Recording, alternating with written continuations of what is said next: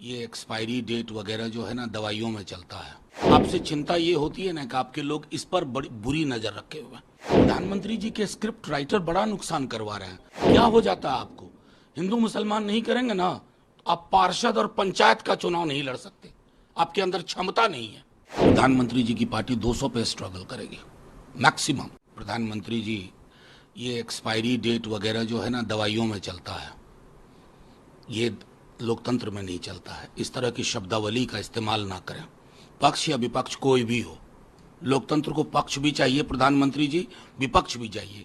आपसे चिंता ये होती है ना कि आपके लोग इस पर बड़ी बुरी नजर रखे हुए हैं।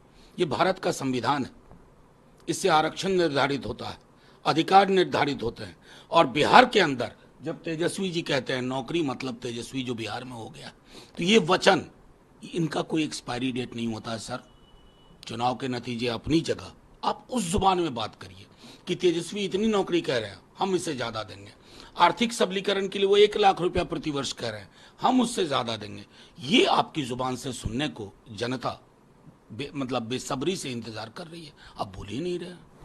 लालू यादव ने कल आरक्षण को लेकर जो कहा कि मुसलमानों को मिलना चाहिए, प्रधानमंत्री तक को इस पर बोलना पड़ गया कि ये देखिए इंडिया अलायंस के लोग ये मंडल कमीशन की रिपोर्ट मैं आपके समक्ष रख रहा हूं। मंडल कमीशन की रिपोर्ट 3743 जातियां, प्रधानमंत्री जी को पढ़ना चाहिए। देश की राजनीति और देश का सामाजिक ढांचा बदला मंडल कमीशन की रिपोर्ट के बाद। उसमें अन्य धर्मों की सैकड़ों जातियां, किस आधार पर? सामाजिक पिछड़ेपन के आधार पर। जैसे बढ़ई हिंदू हो, बढ़ई मुसलमान हो, बढ़ई किसी और धर्म का, वो हज्जाम। तो प्रधानमंत्री जी के स्क्रिप्ट राइटर बड़ा नुकसान करवा रहे हैं। और यहां तो कर्पूरी जी वे बैक यहां सामाजिक पिछड़ेपन पर आरक्षण हुआ। आप तो उस पूरे मॉडल को ध्वस्त करके बंच ऑफ थॉट वाली नीति पे काम कर रहे हैं प्रधानमंत्री जी। ये क्या हो जाता है आपको? हिंदू मुसलमान नहीं करेंगे ना तो आप पार्षद और पंचायत का चुनाव नहीं लड़ सकते। आपके अंदर क्षमता नहीं है। देश के नेता हैं साहब, आपकी ये जुबान होनी चाहिए। लेकिन लालू परिवार पर सीधा बोल रहे हैं, अटैक कर रहे हैं पीएम, क्या लग रहा है आप लोग? डर वहीं से है ना। डर किससे है बिहार में? हमारे राष्ट्रीय अध्यक्ष तेजस्वी जी से। अरे अटैक करना हो तो तेजस्वी जी के नौकरी मॉडल पे अटैक करो, कहो हम इससे बेहतर करेंगे।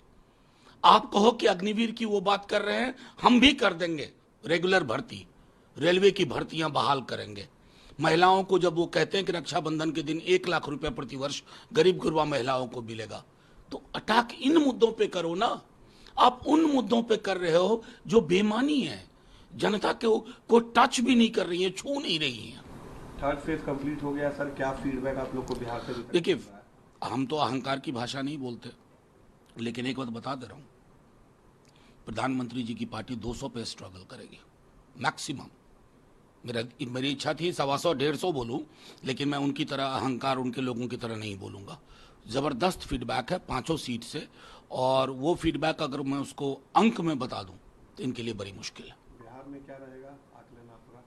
देखिए, नंबर गेम में मैं कभी नहीं जाता, लेकिन 5 क्षेत्र जहां हमने चुनाव लड़े, पहला, दूसरा, तीसरा, तीनों को अगर जोड़ दें तो अभी तक भाजपा के लिए मुझको 1 आध सीट भी मिलती हुई नहीं।